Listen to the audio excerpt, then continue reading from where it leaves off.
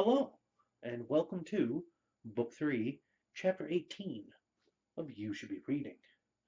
This week, I would like to talk about Bloodshot by Cherie Priest, or Cherry Priest. I think it's Cherie.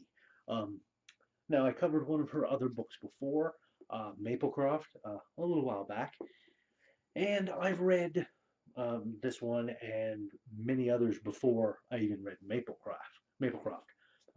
Her Clockwork Century books, all steampunk zombies and whatnot, are amazing.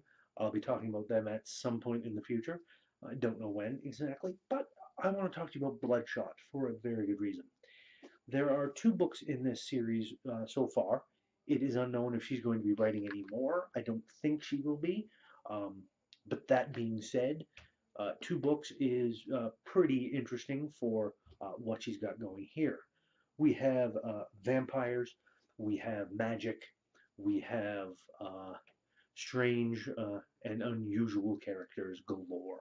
Uh, the back of it is really what made me. I mean, the cover looks quite nice. You've got a very mysterious looking woman, these sultry eyes looking over, holding a gun.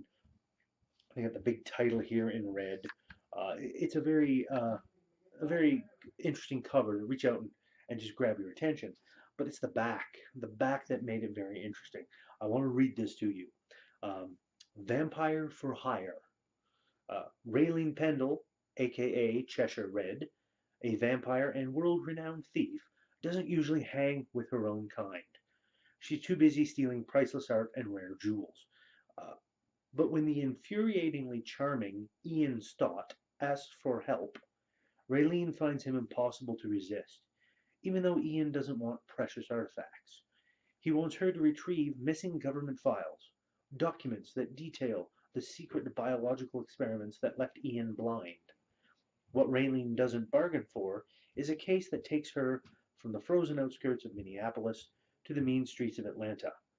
And with a psychotic, power-hungry scientist on her trail, a kick-ass drag queen on her side, and men in black popping up at the most inconvenient moments, the case proves to be one hell of a ride.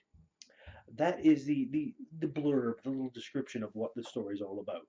And that alone sold me on picking up the book because it really is quite interesting.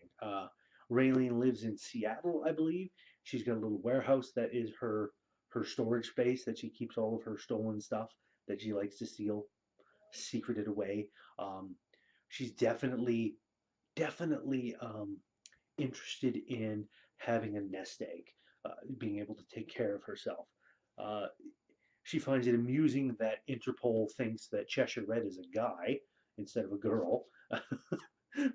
And she's befriended a couple of homeless kids that she lets stay there in her little place because they keep an eye out for her, even though she doesn't really think she likes people all that much. There's more to her than meets the eye, and she ends up going through quite an interesting metamorphosis over this book and the second one, Hellbent, um, where she ends up kind of. Well, I'm not going to spoil it. I'm not going to spoil that. But there are vampire houses kicking around in this book, old clans, I guess you could say, of vampires family that have sprung up over the years. She's not really affiliated with any of them. She was for a while, like way back in her past, but not anymore. She finds it to be a big hassle. She doesn't like to make connections with anybody. But over the course of time, naturally, the books kind of paint the picture of her journey where it ends up she grudgingly starts allowing people to get close to her, and it makes for a very interesting narrative. I would highly recommend this book to anyone that likes supernatural urban fantasy. It's wonderful in that it doesn't follow a lot of the tropes that are out there. It doesn't do a lot of the same things or tread a lot of the same ground. There's a lot of differences going on, which I really liked and really enjoyed. I long to hear that she's doing more books in this series because I would absolutely love to see more Raylene Pendle. She's a fantastic character. I love her voice and the way her personality shines through. Um, she tends to be very chiding of other people's security because she's a thief. So she'll always get into a place and marvel at how easy it is and be all sloppy, sloppy. I really like the little nods to her character in that, and the supporting cast. You have the two homeless kids that I mentioned, Mr. Ian Stott here, a blind vampire, um, the kick-ass drag queen who is not only a drag queen but a former special forces marine. So that's why he's so kick-ass, or she is. Uh, there's a bit of a romance going on there. There's some interesting stuff going on in this, and it's a good story, well worth your time to read.